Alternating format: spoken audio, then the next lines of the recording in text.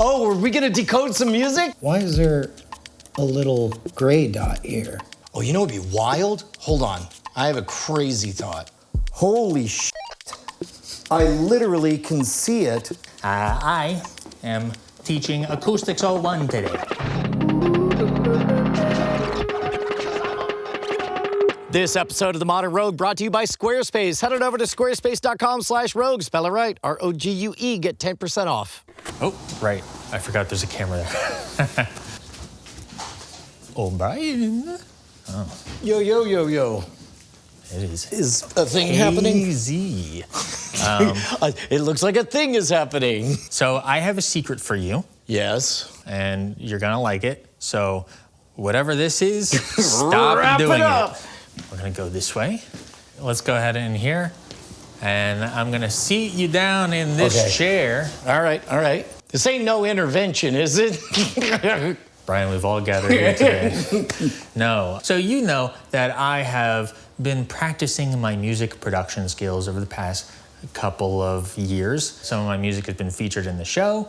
So I thought it would be cool if I could make a song for you. Oh, no. I just want you to take a listen to it and really engage in active listening. Okay. It's already queued up. Just go ahead and press the space bar on the computer. Okay.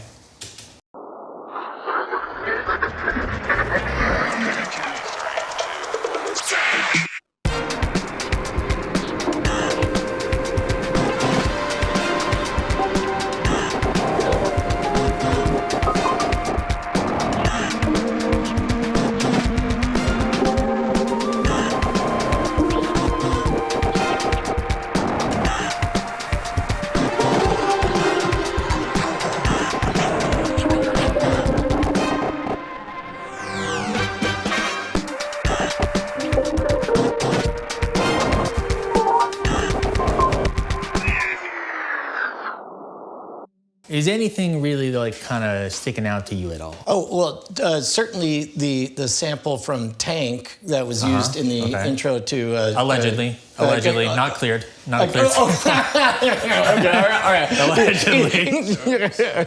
So I assume that's you playing the piano. I almost wonder if at different speeds, it sounds like different, I mean, obviously at different speeds, it sounds like different songs.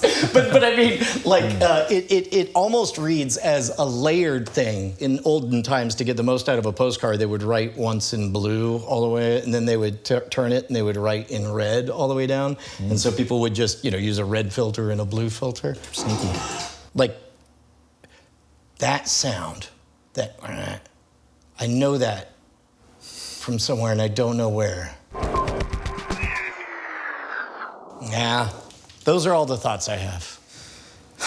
Due to the fact that you were in close proximity to the Changeling for so long, I thought some things might stick out to you. But unfortunately, I have to reveal the truth to you, which is I did not make this song, Brian. I intercepted this song. Are we gonna decode some music? There is a secret message. We believe that there is most likely a secret message embedded inside of this song. Oh, this is wonderful. We don't know how to get it out, which is why we've recruited you. Oh, thank goodness, because I have skills of any variety.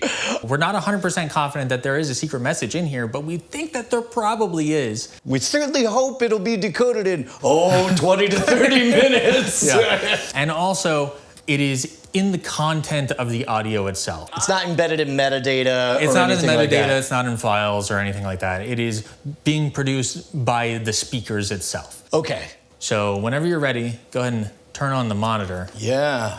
See what you can find. We got a signal. What are some things we can do? We can speed things up, we can slow things down. There we go. Okay, so the white noise at the end. To my ear, I didn't notice that it has a harsh ending to it, but when you see it on here, it's plain as day. And if I were gonna store data, it might be in a sneaky spot like this. It's an interesting idea. I could have sworn that I had seen somebody embed entire phrases in the spectrograph. Okay, so this is interesting. Well, first of all, let's reverse everything. That's always good. Music producers love to reverse stuff. kind of like it reversed.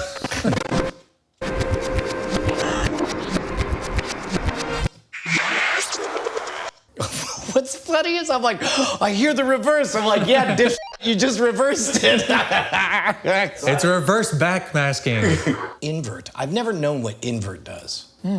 So I'm just gonna try it.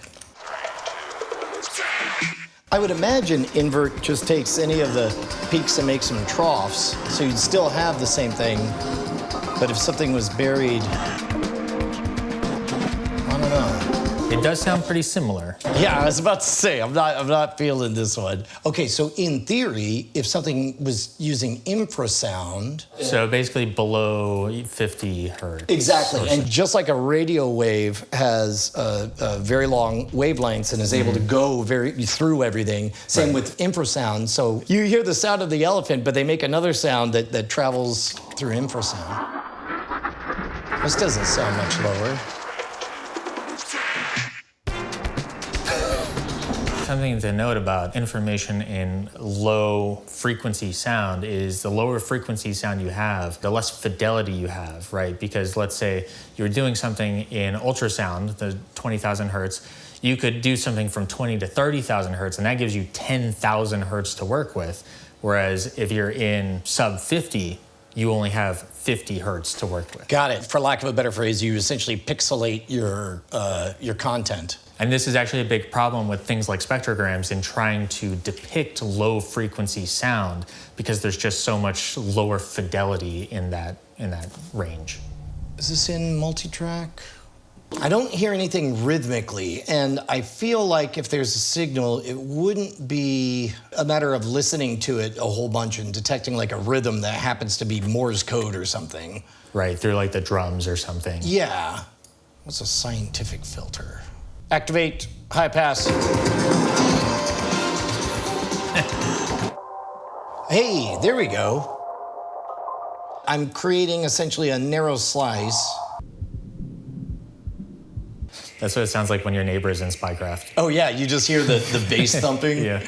Let's just assume it's hidden in plain sight. Oh, you know what'd be wild? Hold on, I have a crazy thought. If I see two areas that look like they're the same thing twice, I wonder if you could do the magic eye illusion with them. That would be fun. And in fact, why wouldn't you, if you had left-right channels? This is a silly thing. I'm just crossing my eyes. You know those things where you compare two pictures and you have to notice the difference? If you do that and you do a magic eye thing, all of the differences leap out at you. And now I do see it. Holy shit. I literally can see it. I know I look dumb as hell, but I'm looking at a magic eye picture. But in this case, I just see kind of twitchy bits that inform me that there's some kind of difference between the two. And it looks like a bunch of dots. This is not what I thought I'd be doing today. Okay, it's all located right along here. What would the implications be of these differences? You probably want to take one and the other and do like a visual difference between the two. Definite differences here, right up here. This and this. Oh shit, now I do see it. You see these dots? Oh, they're cool, right? As a music producer, I pride myself on my dots. Why is there a little gray dot here? Oh my God. It's shit on the monitor.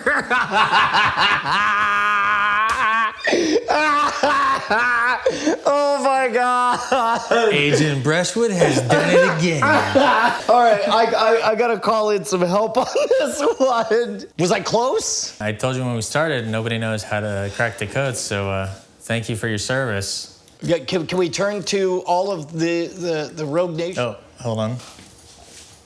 Yeah? Okay. To shreds, you say? Oh, okay, that's good. Okay, yeah, thanks. Great news. Great news. Typically, we don't disclose this, but when we recruit candidates to run this operation, we do multiple candidates simultaneously to, increase our attack angles. One of our other candidates, it sounds like they maybe got something, but the local recording at that station was a little too far degraded to get a useful signal out of it. Okay. I'm thinking maybe we run you through the steps that they took and see if you have any better luck. Oh, please, by all means. Okay, so first things first. I want you to put on the headphones because, it sounded like the other station, they had difficulty hearing it, so I want you to get as clear of a signal as possible. Now, the first thing you want to do is you want to open up the multi-track. Yep. Okay. Take a little sample and just listen to it again just to refresh your palate and hear what it sounds like on headphones. Got it.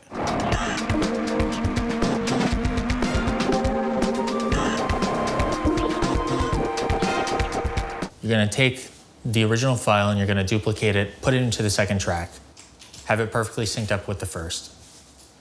And then once you've played through a snippet, go ahead and report back to me. Let me know how it sounds different. All right.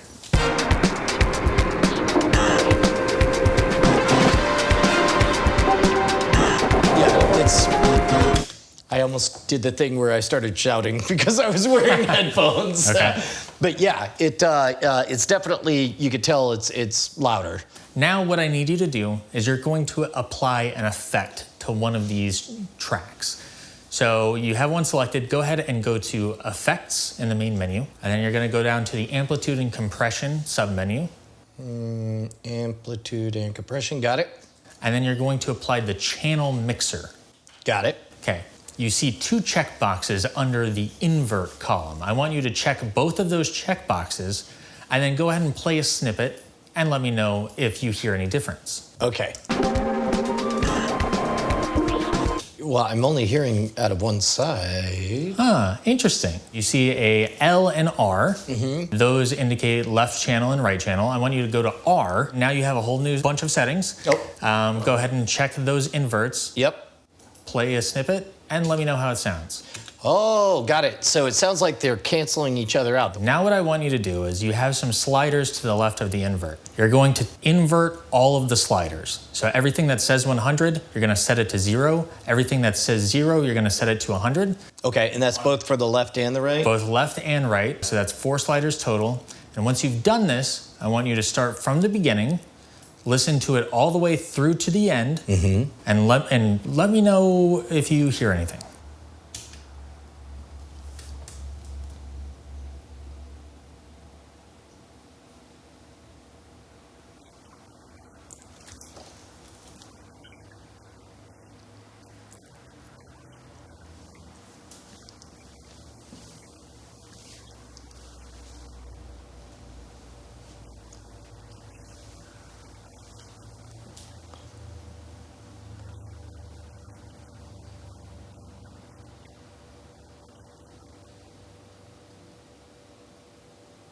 Yeah, it's tough to hear. I gotta.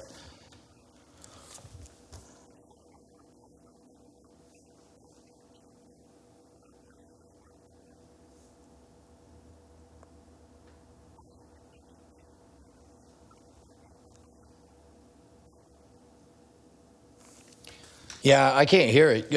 Do you mind if I just take a few passes at it? Maybe you guys could go on break or something? Yeah, sure. Yeah. Tell you about me. I'm gonna go to the restroom. I'm gonna battery swap this guy. Okay. You can turn the AC back on, well, unless it'll mess with you here.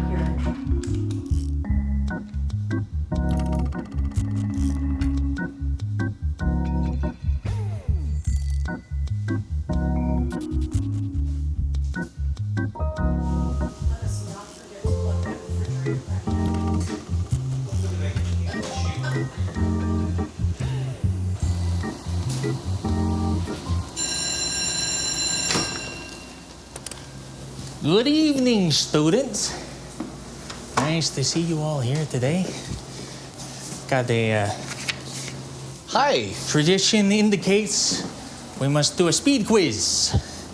I know, nobody likes it. Speed quiz. Speed quiz.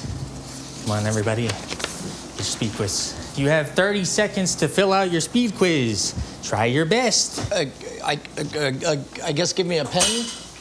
I'm sorry, it sounds like you are unprepared. All right, you have 30 seconds. 27,000. Oh, we're doing an Give me a pen. Give me a pen. Unorthodox. There's no pens.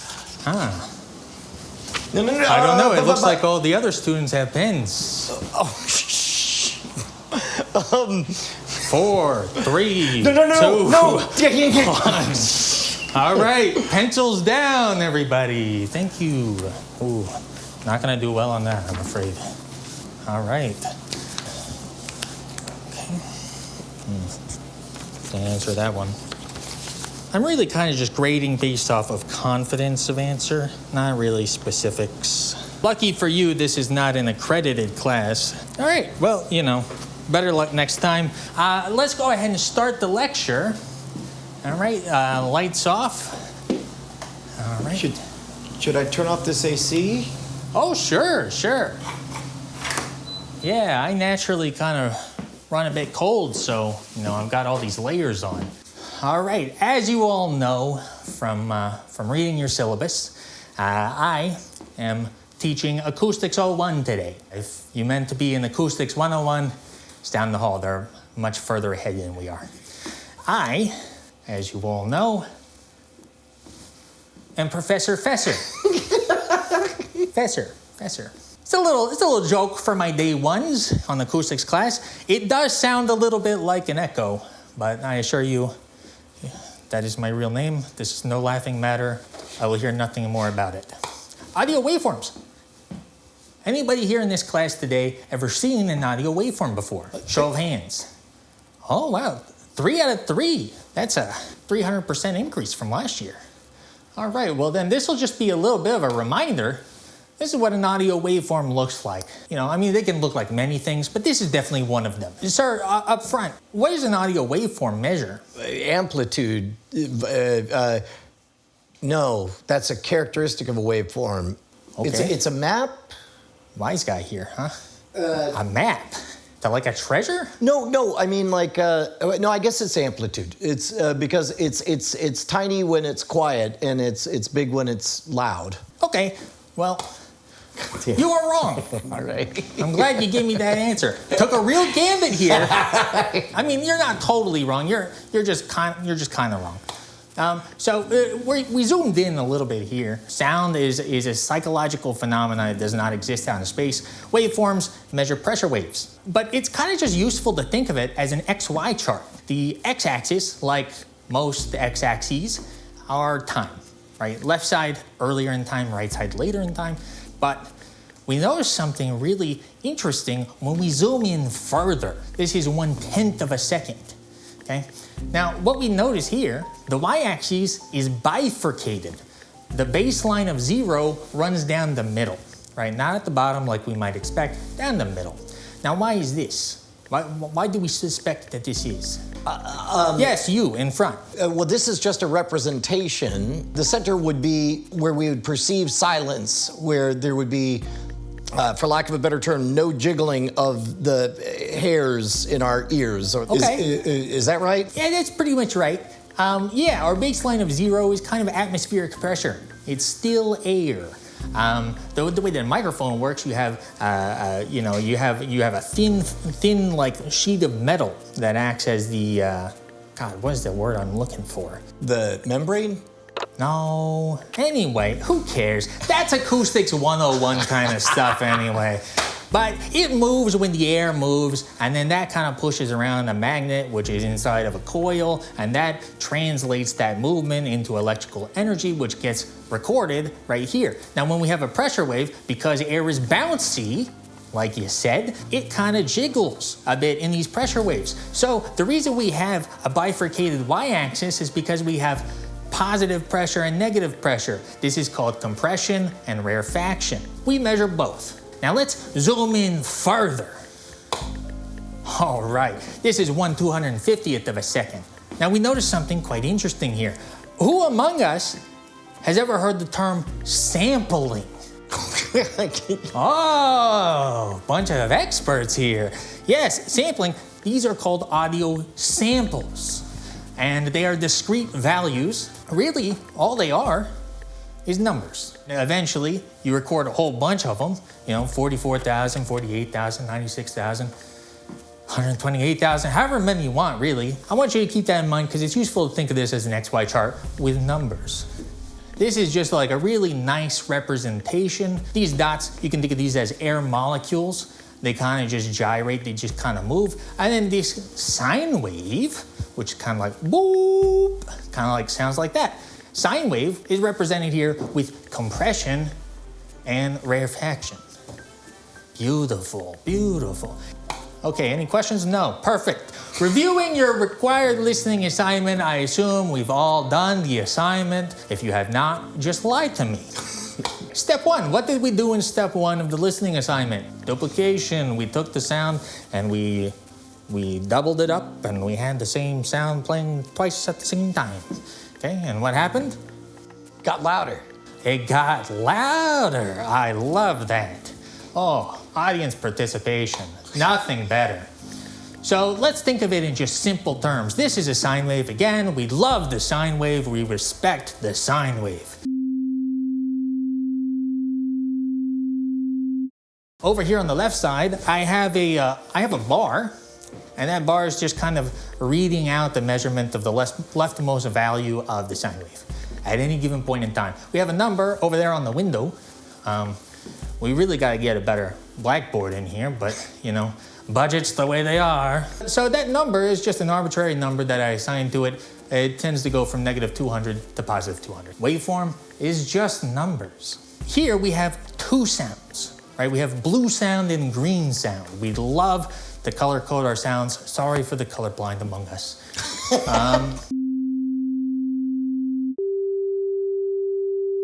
Way off on the far side, we have some numbers, both for blue and green, kind of hard to see. When you go home tonight, I'll send you the PowerPoint. You can look at it on your own time if you really want. Guys, I spent a lot of time on it. It looks pretty good. It does. So now the question is, how do we get a speaker to play two sounds at the same time? In a way, waveforms are instructions to speakers. They say move the speaker out to compress the air or pull the speaker in to rarefact the air. So how does it do two things at the same time? You only have one woofer. Well, I mean, some speakers have multiple woofers, but like, that's again, Acoustics 101. So how do we do this? Pressure waves combine when they interact. This is called interference. Think of it as at any given point in the x-axis, what we do is we take the value of the blue at that point in time and the value of green at that point in time. We combine them together, we add them, simple arithmetic. What we get is the white waveform. You can make just about any sound you want out of just simple sine waves, combining different sine waves, different amplitudes, different frequencies. This is called synthesis, and you can synthesize voices, you could synthesize trumpets, whatever you want. So this is one specific type of interference. This is called constructive interference. We have two waveforms. I offset their amplitude just a little bit so you can see them a little bit better. But we have blue and green, and they both cap out at about 200. So you see, because they are the same frequency, they cross over the 0 point at the same point in time. At that point, the white waveform, the resultant waveform, also crosses at 0, because 0 plus 0 is... 0. Yes, they know math. Okay, and then, but once it's at 200, of course, the resultant waveform is going to be about 400 or so. It gets louder. It's constructive.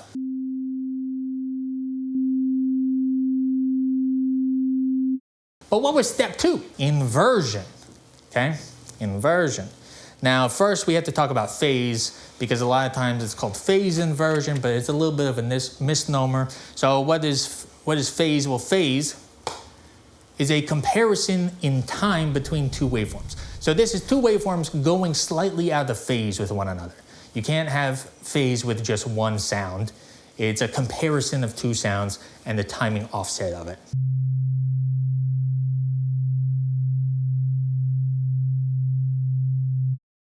Inversion, we'll take the green and invert it. Ooh, all we do is flip it upside down. We flip it about the baseline, okay? And here, because blue and green are identical waveforms, when we invert one of them, they always cancel out. The numbers are always direct opposites. So when we add them together, the resultant waveform is 0 right across the bass line.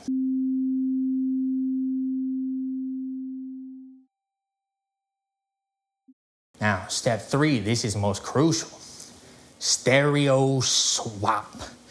Let's go ahead and look at a stereo signal, because up until this point, we've only been talking about mono signals. We have our left channel and our right channel. Down here, we have the sums of the left and the right channel. You can see for both of these, we have the inverted waveform applied already, which is why they're summing out to 0. The right channel is just the sine wave. We love the sine wave. The left channel, though, it has been misbehaving. The tops of the sine wave, we've clamped down. Of course, the invert is also going to clamp down on the bottom of that same cycle of the sine wave.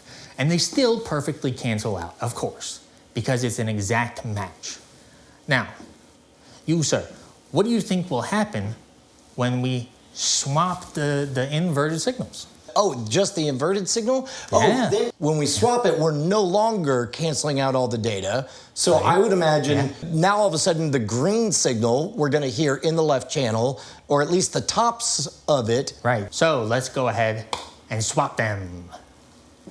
And the result is we see the hill in the left and the right channel. In the left channel, the phase invert is overcorrecting, so we hear some of the right channel signal in the left channel, and the right channel is undercorrecting for the phase cancellation. We still get some of the original right signal left over.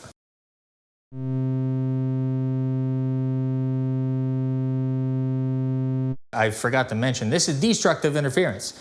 Destructive interference is where you have sound and you apply a sound to it and you get less sound out of it.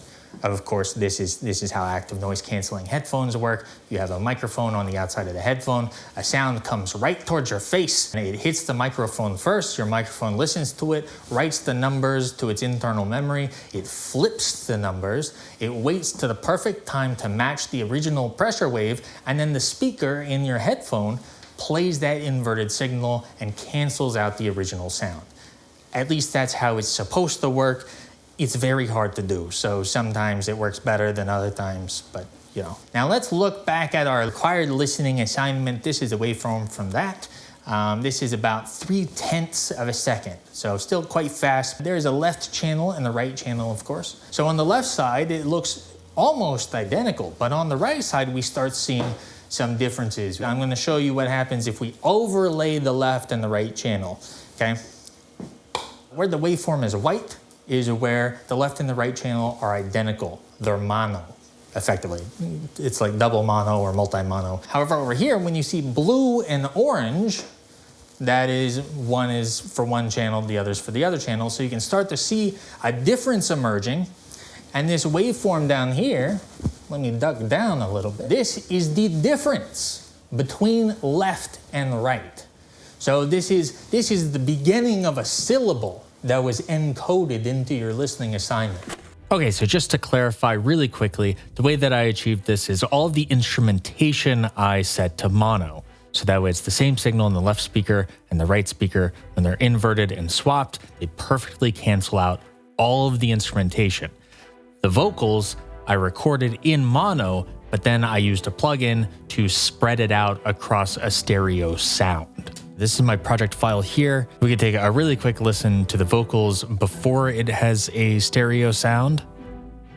Only know what he wants you to know, and there is more he is withholding from you.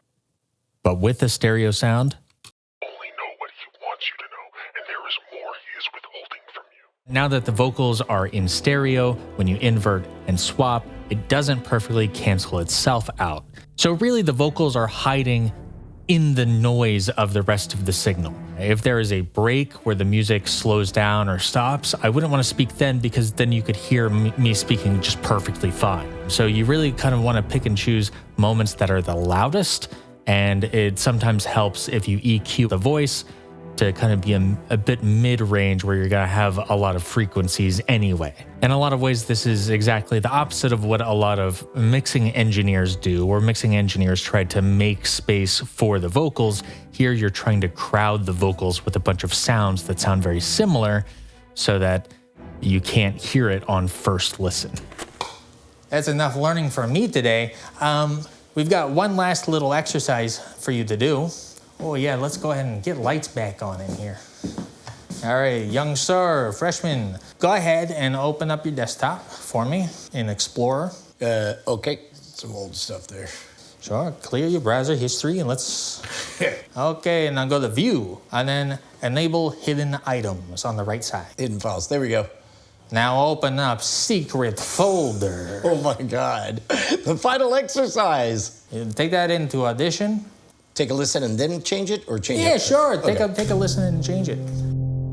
Now that you understand the principles at play, hopefully this example is somewhat demystified. I've made this example more transparent by keeping the instrumental more reserved and my voice isolated to just the right channel. Once you've phase inverted and swapped this sample,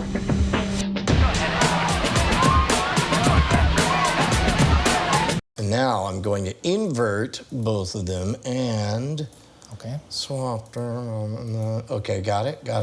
And maybe go ahead and hit play and then start doing the sliders, because it sounds kind of cool. Okay, here we go. Especially now that you know what's happening. hopefully this example is somewhat demystified. I've made this example more transparent by keeping the It's and then the instrumental same on the more left reserved side. and my voice. Oh, that's great.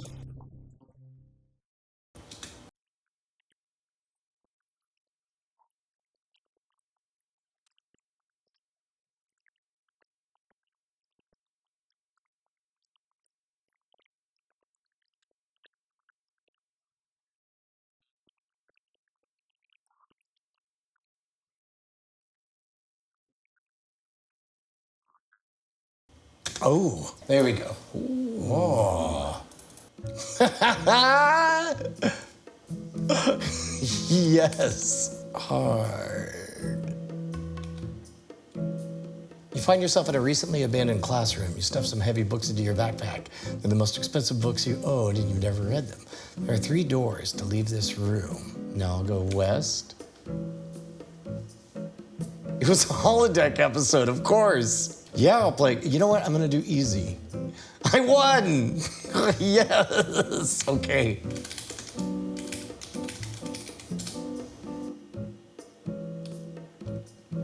No.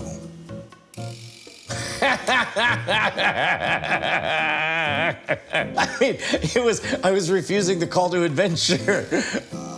This is a true ending. Okay, so now, well, then what do I do next? Now you enjoy your day. Wait, You completed Acoustics 01. Wait, but I memorized facts and everything. Yeah, that was for your quiz, which you did very poorly on. Well, I thought that was part of the bit, was that there was no Zero correct answers. I remember I spent a full 10 minutes. It was 27,000 ha's. Well, I'll give you a 50% for trying. I didn't know if this was all setting up to another thing. There are only so many hats to put on a hat. That's what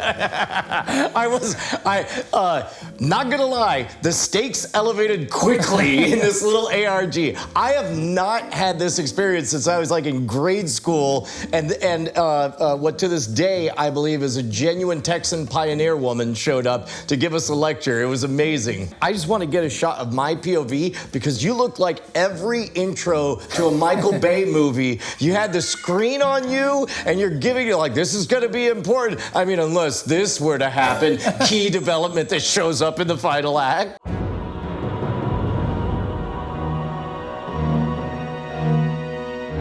That was amazing. That was incredible. I cannot believe by dumb, stupid luck, I was even able to tell anything about. Yeah, you were pretty close in a really weird way. That was just a fun technique that was amazing. I just sort of thought of it one night, and I was like, I mean, I'm sure other people have probably done it, but I thought this must be possible. So this isn't even a case where like you were duplicating something you'd seen before. It's just like, if this is true, then what else is true? And what's true is that you could hide data in there. Yeah, and phase cancellation is something that a lot of music producers think a lot about, especially when there's like drums and stuff. Drums can cancel out other drums and basses and stuff like that. But yeah, I just thought of it, and it seemed like a cool way to hide info. Well, everybody at home, none of you will get the experience I've gotten. But if you want to get close to it, watch all of the Emergent Beacon episodes because I got to live inside of one for just a second, right down to the excellent motion graphics and even the font choice of the colors. And I was just like, I'm inside an Emergent Beacon episode. Go right now to the brand new episode about what was the name of the tree? The Teneta tree. The Teneta tree. I love the connections, like the drifting from one topic to another. It's great. It's great. It's gorgeous. You're gonna have a good time. It's hard to believe that for over a decade now, every time I have a wild hair of an idea, I always start with the Squarespace website because I never know whether or not something's gonna turn into something real. But I at least know that this wild hair of an idea is gonna start off out of the gates looking fantastic with their award-winning designs. And now they got robots doing it as well. They call it design intelligence. They trained it on 2 decades of award-winning design knowledge. So you don't have to know anything about it, and it'll take you step by step to make your idea look good. After that, let's say you become an international sensation, their distributed networking is going to keep up with the server demand. When you develop hardcore fans, they'll help you with an email list. All of this comes from that little spark inside you, ushered every step of the way by our friends over at Squarespace. Try it out yourself. Head on over to squarespace.com/rogue, spell it right, ROGUE. Give it a free trial. When you fall in love, you'll get 10% off using promo code ROGUE at checkout. Thank you, Squarespace. This video is supported in part by viewers like you over at patreon.com/modernrogue. And actually the little text adventure game, that's a batch file that I programmed for the end of this video, and that's gonna go up on GitHub next month, but patrons will have access to it right now. Classic Nathan. So typical of that guy. All of a sudden, like, months of shit makes sense now. I'm like, why are you setting up a thing in here? Whatever.